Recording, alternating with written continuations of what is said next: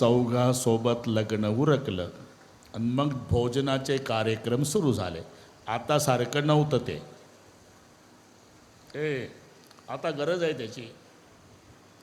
जेवू घालणाऱ्याला वेळ आहे पण जेवणाऱ्याला वेळ नाही ना. म्हणून सुधारित पद्धत निघाली, बफे.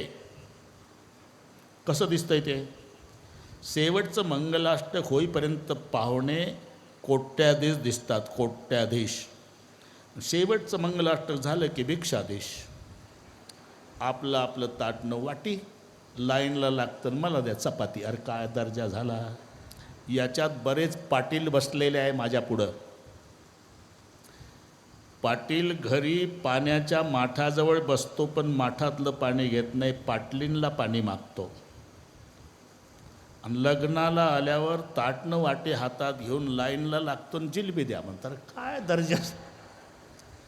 पूर्वी वाजत गाजत पाहुणे न्यायचे जनवासावर, जनवास जानोसा. तोपर्यंत तयारी व्हायची. प्रमोदजी सगळे वाढून व्हायचं, अगरबत्त्यान रांगोळ्या काढून सगळे तयारी, पुन्हा बँड लावून पाहुणे आणायचे. आग्रह करू, हास्य विनोद, थट्टा मस्करी असायची. पाहुण्यानं जास्त जेवावा हा घरमालकाचा उद्देश होता. थट्टा करण्याचा अधिकार कोणाला आहे? सासूरवाडीच्या पोरींना. नीट ऐका, आता आलाच प्रसंग, अर्धा मिनिट घेतो बुवा, आता वेळ नाही. घड्याळ झपाट्यानं चाललं, आज कशामुळे वेगात चाललं कोणास माहीत. राम, लक्ष्मण, भरत, शत्रुघ्न आणि दशरथ राजे जेवायला बसले. आली न सीतेची मैत्रीण थट्टा करायला पंक्तीत. प्रभुजी तुम्हारे पिता का नाम क्या? दशरथ राजे. दशरथ. और दशरथ जी के पिता का नाम अजय राजा. अजय का मतलब जिसका जन्म नहीं हुआ. तुम्ही, मी जन्माला नाही आलो, अयोनी संभव. तुमचाही जन्म नाही आणि तुमच्या आजाचाही नाही. हा मग हा दशरथ कुठून आला? जेवता जेवता थट्टा. ती गेल्यावर दुसरी आली. आता लोक टवकारून हे काय थट्टा करते. विचारलं, प्रभूजी काय? आम्ही तर असं ऐकलं म्हणे अयोध्येच्या महिला एवढ्या कर्तबगार आहे, केवळ प्रसाद खाऊनच लेकराला जन्माला आणतात. घासच ठेवला खाली रामचंद्रानं. बापरे, हे तर प्रकरण आमच्या बाबतीत घडलं. माझ्या मातेनं, कैकई मातेनं, सुमित्रा मातेनं प्रसाद ग्रहण केला. आम्ही 4 भाऊ जन्माला आलो. पण ही गोष्ट वाड्यापुरती मर्यादित होती. तो 7-12 सासूरवाडीला आणि हिच्यापर्यंत पोहोचला कसा? आता टवकारून होते. तुम्ही कसे टवकारले का? प्रभू काय उत्तर देतात?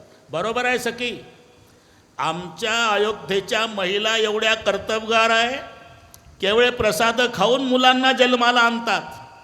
पण आम्ही सासूरवाडीला आल्यापासून वेगळ्याच पराक्रम ऐकला. काय म्हणे? इथं महिलांची गरज नाही, गाजर गवतासारख्या जमिनीतून पोरी बाहेर येतात. गेली पळून. अरे सीता कुठून आली? अरे पुढे हे थट्टा विनोद रोज कशासाठी? बरं का सोमनाथजी वरखडे, हे जास्त जेवावे पाहुण्याला एवढ्यासाठी थट्टा मस्करी चालू. असे काही दिवस गेले. तरी सोमनाथ भाऊ किती दिवस राहावं पाहुण्यानं? किती चांगली व्यवस्था असली तरी मर्यादा ठेवावी. तसं तर गेल्या गेल्या विचारत जा, उद्या सकाळची गाडी कितीला? 15 दिवस थांबा पण रोज एवढंच वाक्य विचारा, म्हणजे मालकाला बरं वाटते. सकाळी कटकट जाते, थांबा 15 दिवस पण रोज विचारा, गाडी कितीला, गाडी कितीला, गाडी. मालक म्हणला 15 दिवस झाले गाडी विचारतं, जायचं नाव घेत नाही. आता असं कर, पुरणपोळीचा पाहुणचार कर. पुरणपोळी म्हणजे प्रपंचातला काला. काला झाला की हाला, हे लक्षात ठेवा. मग संध्याकाळी मालकाला बायकोला विचारलं, गेला का पाहुणा? नाही. पुरणपोळी खाऊन नाही गेला? नाही. असं कर, आता बाजरीच्या भाकरी जाळून टाक, पिठलं गाठाळ कर, त्याच्यात तिखट टाकू नको, मीठ टाकू नको, निर्गुण निराकार दादा माहूर माझं गाव.